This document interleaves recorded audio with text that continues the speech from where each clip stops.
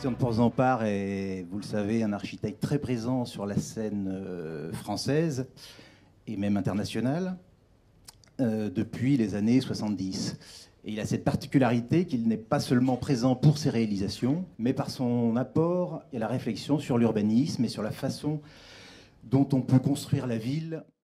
En fait, dans ma vision, je n'ai jamais séparé l'architecture et l'urbanisme, c'est-à-dire que je pense que l'intérieur et l'extérieur sont aussi importants.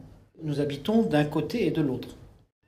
Au fond, les modernes, ça voulait dire considérer que le programme est un absolu important. Et c'est un peu calqué sur la méthode industrielle, l'urbanisme moderne de Le Corbusier. Le programme est un absolu important. Le site, c'est un fond que l'on peut, c'est un matériau.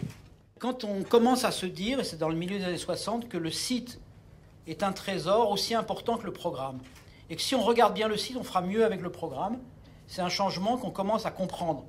La ville intelligente, la ville 2.0, je voudrais connaître votre perception sur ces évolutions de la manière de penser, de fabriquer la ville. On a cette idée progressiste, confiante et belle que la technique nous permettra toujours d'avoir des artefacts et des prothèses qui nous feront avaler l'espace, transformer notre capacité de nous déplacer, etc.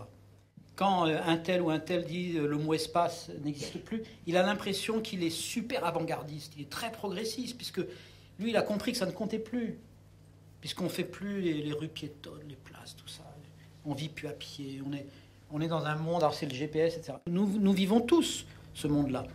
Dans la même pause que ceux qui disent l'espace c'est rien, Le Corbusier, qui était par ailleurs un très grand architecte, avait décrété la mort de la rue.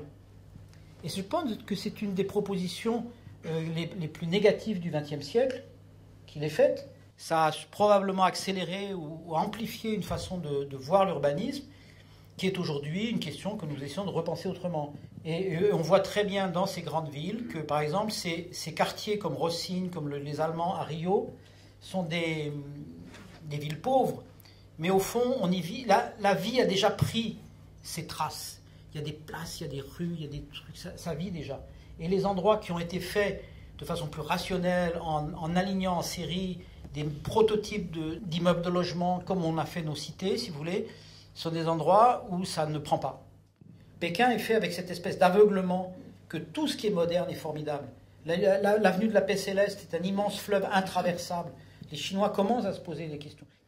Est-ce qu'il existe une forme de lassitude à être toujours au sommet depuis 40 ans? Et comment organises-tu tes journées? On a différents métiers, concevoir, convaincre, construire. Ce n'est pas les mêmes formes de discours, ce n'est pas les mêmes formes de dessin. C'est vrai que le plus agréable, c'est de concevoir. Ce que je préfère, c'est être dans l'atelier, pas avoir trop de réunions. Mais par contre, voir le client et l'écouter, ah oui, c'est très important, et aller lui présenter. Et donc, le dialogue avec ceux qui vont être les utilisateurs, ou le client, quelquefois ils sont plusieurs, fait qu'on évolue. Et c'est passionnant, ça, c'est très amusant. Vous êtes élu maire de Paris. Vous changez quoi dans les 6 premiers mois? Un des grands problèmes du Paris que nous connaissons, c'est de réussir quand même son extraversion vers ce territoire qui est autour. C'est peut-être plus important de rendre accessible et de faire autour des lieux qui font partie du centre. Alors physiquement, le périph' lui-même, il est dessiné vraiment comme une barrière.